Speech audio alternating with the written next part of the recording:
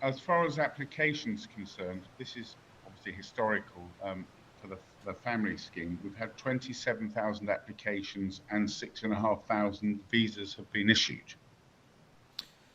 That's so that number grows all the time. Are you happy with the progress of those applications, the speed of them? We're now more Well, than 3 weeks into this conflict.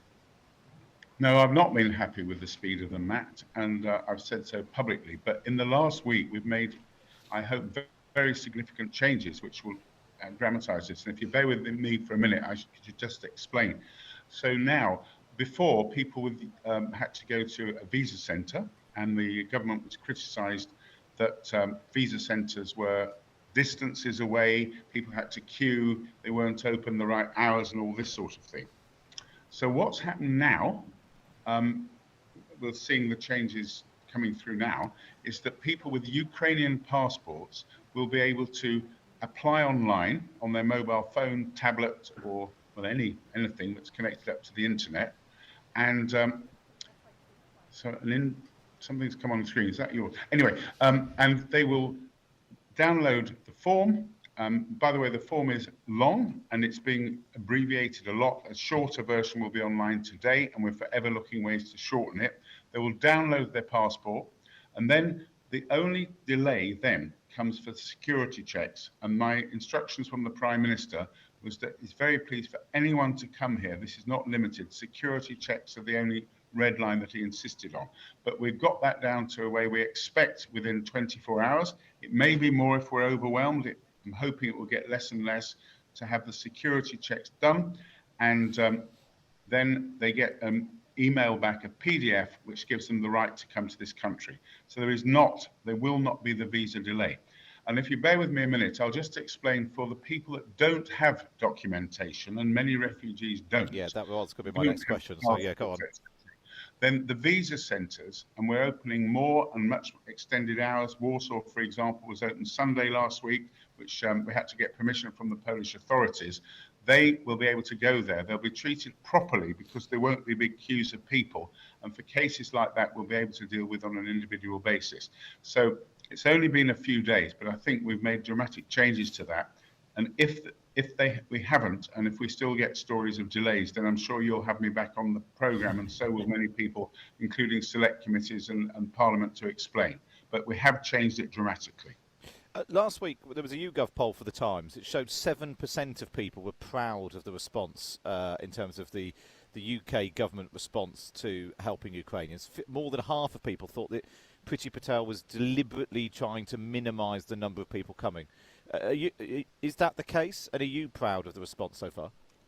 Well, for answer to your first question, the Priti Patel question, I can say when I was asked to do this job, which was only about 7 or 8 days ago. I've lost track of time, but it seems like it's 10 years ago. But I was told by the Prime Minister very clearly there was no reason for delay. The only thing he insisted on was security checks. The rest, well, and by the way, the security checks will be done online and as quickly as possible. This is not a big bureaucratic process. It's basically databases for criminal records and other stuff related to that. So no limits, no reason for delay. I then, as soon as I was appointed, my first meeting, I went into the Home Secretary's office, shut the door, leaving all officials behind. I spoke to her and I asked her that very question. She goes, Richard, we need people here. We need as many as possible. We've got to speed up on this. So certainly at the top political level, there's absolutely no obstacle and no reason for this. I do feel that the procedure from my side of things was too bureaucratic, and we've taken action to do that. And by the way, it's not just what happens with the visas, with the actual application. It's what happens to people when they get here. Obviously, we're launching today the Homes for Ukraine scheme, the second phase of it. We had more than, well, not an exact number, but the day before yesterday, more than 150,000 people who registered who've got accommodation. And it's our job to make sure that goes smoothly. What happens when they arrive at the airport?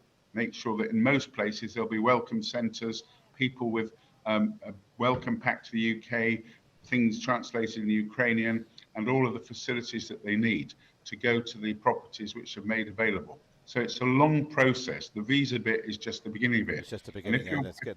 if you're interviewing me for 2 hours, I could really go through every little bit of the process.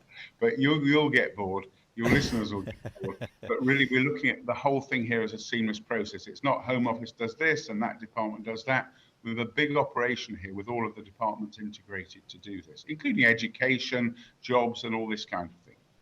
It's been a huge response, the number of people who've come forward. Like you said, more than 150,000 people have offered their homes. Have you been surprised by that? And I wonder if actually that number, given, we've had, 20,000 visa applications, is it likely that most of those people who have come forward will end up being disappointed that they probably won't end up hosting a Ukrainian family? I can't answer that question, Matt, not because of politicians avoiding questions, but we actually just don't know. I mean, we have been overwhelmed and really, really grateful for the offers. The thing I don't know, none of us know, is precisely how many Ukrainians will want to apply to come here. I met with 4 Ukrainian MPs the day before yesterday, and their view is that the majority of people will choose to stay in the countries nearest to their homeland, and that people wanting to come here will come here. It will be a minority, and they will be people who typically speak English. Not that that's a stipulation anyway, but it's just the way they think it will work. And by the way, when they register, the documents and everything will be translated and everything for them. I mean, the actual documents for the moment are in English, but they've got everything on the website that translates it. So it's not that we're saying you've got to speak English, but the MPs, Ukrainian MPs, felt that could be self-selecting in its own right. Yeah. But we don't actually know. So I can't really answer your question. But in a week's time, we'll have a much better idea. Have you offered I know various other ministers and MPs have said that they've signed up. Have you signed up? Matt, I haven't given it a second's thought. I've been doing this morning and night for 7 days, but I'll do everything. You're helping hundreds of thousands potentially, rather than just just one. I will, honestly.